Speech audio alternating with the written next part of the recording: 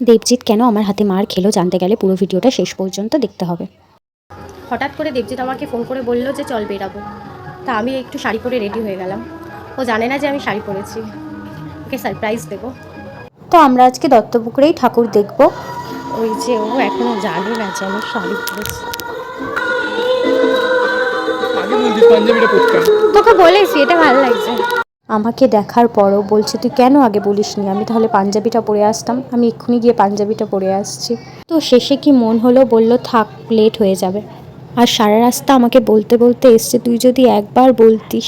বেচারার বড্ড আফসোস।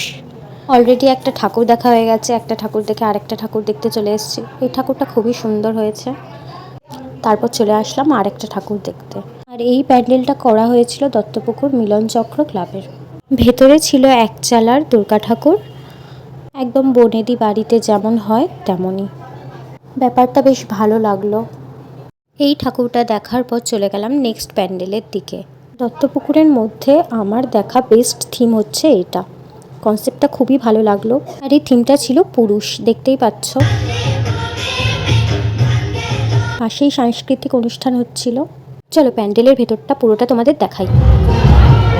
কি গো, বাড়ি আসার সময় মনে করে চালটা নিয়ে এসো, ঘরে চাল বাড়ল তো।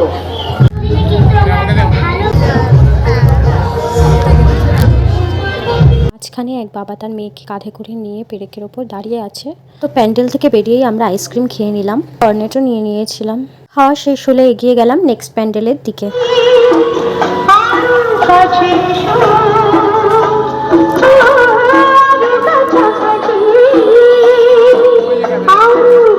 যেহেতু অনেকটা রাত হয়ে গেছিল, তো একটা ক্যাফেতে ঢুকে আগে খেয়ে নিলাম। এই ক্যাফেটায় আমরা আগেও এসেছি।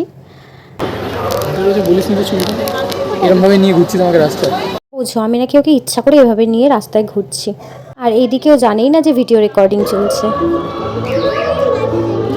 পুজোয় হাত ধরে এভাবে হেঁটে ঠাকুর দেখার মজাই আলাদা, অন্যরকম একটা ফিলিংস। খাওয়া শেষ করে আবার একটা প্যান্ডেলে চলে এসেছি ঠাকুর দেখতে। হাঁটার আরেকটা বেনিফিট হলো যে যা খাবে সেটা হজম হয়ে যাবে। হাঁটতে হাঁটতে চলে এলাম আবার একটা ঠাকুর দেখতে। এই প্যান্ডেলটা হলো বলাকা সংঘের। প্রতি বছরই এই প্যান্ডেলটা খুবই সুন্দর করে করা হয়। ঠাকুর দেখা শেষ, তো চলো এবার বাড়ি ফেরা যাক। আমি পাশে থাকতে পাশে এক্স গেল, এক্সকে দেখছে, আবার আমাকে বলছে যে এক্সকে নাকি সুন্দর দেখতে। এই সব মানে তোমরাই বলো এর সাথে কি করা উচিত, এর সাথে কি করা উচিত? এই যে অত্যাচারগুলো হচ্ছে আমার উপর, এগুলোর জবাব চাই। জবাব কি দেবো? তোমরাই বলো গাইজ, এর সাথে কি করা উচিত? এত ছোট বয়সে প্রেম করতো, এক্সের মুখ নাম ওর কিছুই মনে থাকে না। চলে এসছি। তো আজকে দিনটা মোটামুটি ভালোই গেল, মোটামুটি না অনেকটাই ভালো গেছে। রাত এখন 11টা বাজে, তো খুব একটা দেরি হয়নি। 8টার সময় বেরিয়েছিলাম বাড়ি থেকে, আর এখন বাজে 11টা। তো 3 ঘন্টার মধ্যে মোটামুটি সব ঠাকুর তো দেখা হয়নি, দু একটা বাকিও ছিল। মেন ঠাকুরই বাকি ছিল। কি করব, হেঁটে হেঁটে দেখছিলাম। রিজার্ভ করে গেলে গাড়ি তাহলে আর একটু সুবিধা হতো। তো দেখা হবে নেক্সট ব্লগে। আজকের জন্য টাটা।